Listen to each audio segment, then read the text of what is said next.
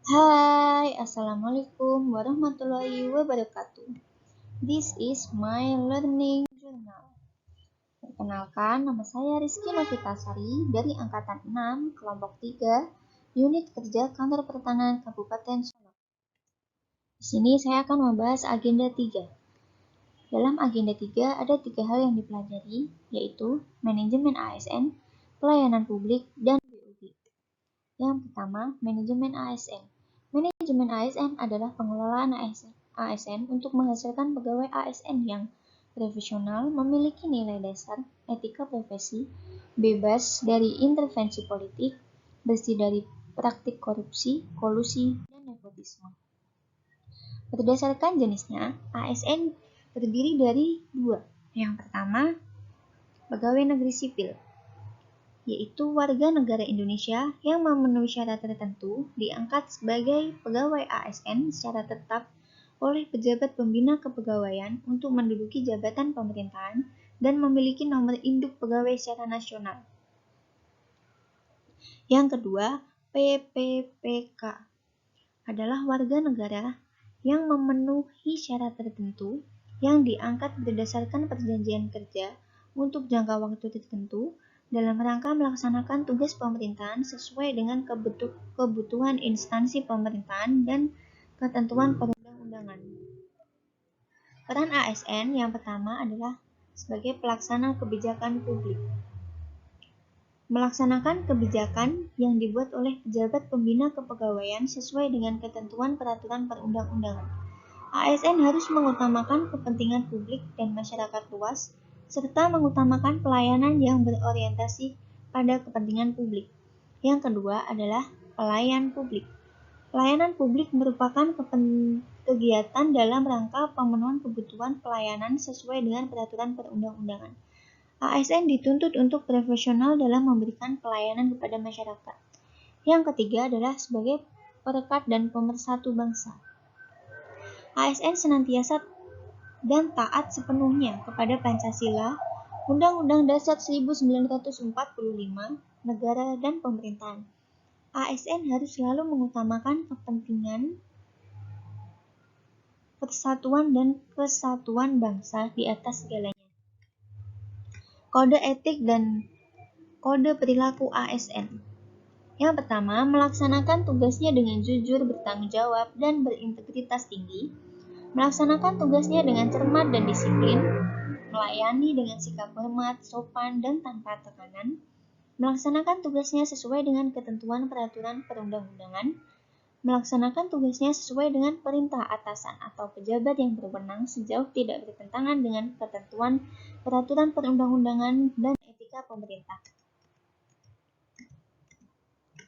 Kemudian, menjaga kerahasiaan yang menyangkut kebijakan negara, menggunakan kekayaan dan barang milik negara secara bertanggung jawab, efektif, dan efisien, menjaga agar tidak terjadi konflik kepentingan dalam melaksanakan tugasnya, memberikan informasi secara benar dan tidak menyesatkan kepada pihak lain yang memerlukan informasi terkait kepentingan kedinasan, tidak menyalahgunakan informasi intern negara, tugas, status, kekuasaan, dan jabatannya untuk mendapatkan keuntungan atau manfaat bagi dirinya sendiri ataupun orang lain.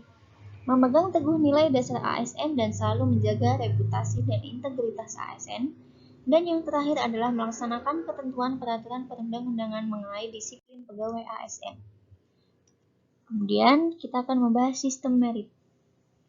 Sistem merit adalah kebijakan dan manajemen ASN yang berdasarkan pada kualifikasi, kompetisi, dan kinerja secara adil dan wajar tanpa membedakan latar belakang politik, ras, warna kulit, agama, asal-usul, jenis kelamin, status pernikahan, umur, ataupun kondisi kecacatan. Yang kedua adalah pelayanan publik.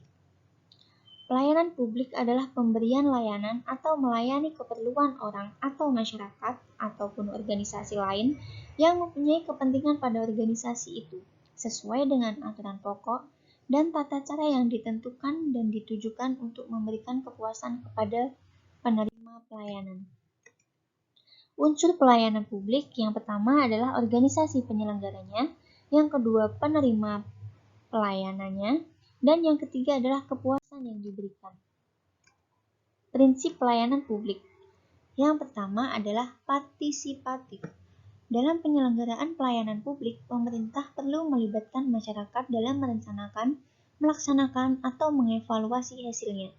Yang kedua adalah transparan.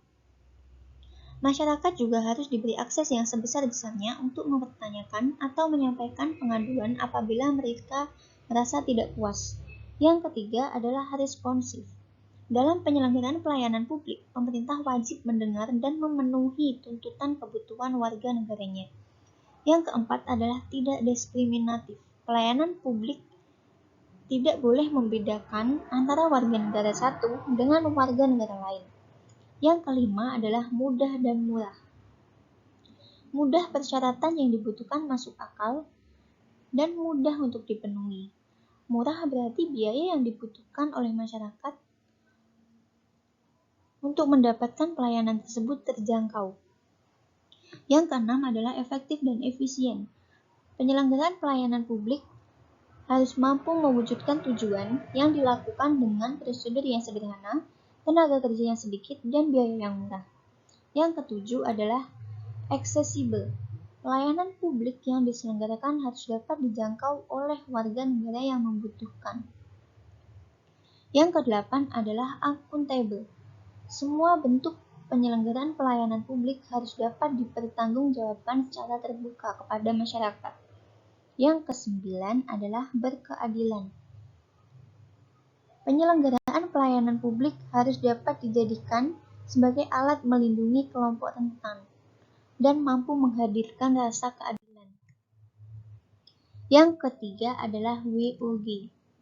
WOG merupakan pendekatan yang menekankan aspek kebersamaan dan menghilangkan sekat-sekat sektoral yang selama ini terbangun. Mengapa WOG penting? Yang pertama, adanya faktor-faktor eksternal seperti dorongan publik dalam mewujudkan integrasi kebijakan, program pembangunan dan pelayanan agar tercipta penyelenggaraan pemerintah yang lebih baik. Selain itu, perkembangan teknologi informasi, situasi, dan dinamika kebijakan yang lebih kompleks juga mendorong pentingnya WOG dalam menyatukan institusi pemerintah sebagai penyelenggara kebijakan dan pelayanan publik. Yang kedua, faktor-faktor internal dengan adanya fenomena ketimpangan kapasitas sektoral sebagai akibat dari adanya nuansa kompetisi antar sektor dalam pembangunan. Satu sektor bisa menjadi sangat superior terhadap sektor lain, atau masing-masing sektor tumbuh namun tidak jalan beriringan, melainkan justru malah saling membunuh. Dalam konteks kesatuan pembangunan dan negara, hal ini jelas merugikan. Yang ketiga adalah keberagaman latar belakang. Nilai, budaya, adat istiadat, serta bentuk latar belakang lainnya mendorong adanya potensi disintegrasi bangsa. Pemerintah sebagai institusi formal berkewajiban untuk mendorong tumbuhnya nilai-nilai perekat kebangsaan yang menjamin bersatunya elemen-elemen kebangsaan ini. Praktek WOG dalam pelayanan publik. Yang pertama, pelayanan yang bersifat administratif. Pelayanan publik yang menghasilkan berbagai produk dokumen resmi yang dibutuhkan masyarakat. Yang kedua adalah pelayanan jasa. Pelayanan yang menghasilkan berbagai bentuk jasa yang dibutuhkan warga masyarakat, seperti pendidikan, kesehatan, ketenagakerjaan, perhubungan, dan yang lain. Yang ketiga adalah pelayanan barang. Pelayanan yang menghasilkan jenis barang yang dibutuhkan warga masyarakat, seperti jalan, perumahan, jaringan telepon, listrik, air, dan yang lain. Yang keempat, pelayanan regulatif. Pelayanan melalui penegakan hukuman dan peraturan perundang-undangan maupun kebijakan publik yang mengatur sendi-sendi kehidupan masyarakat. Terima kasih. Wassalamualaikum warahmatullahi wabarakatuh.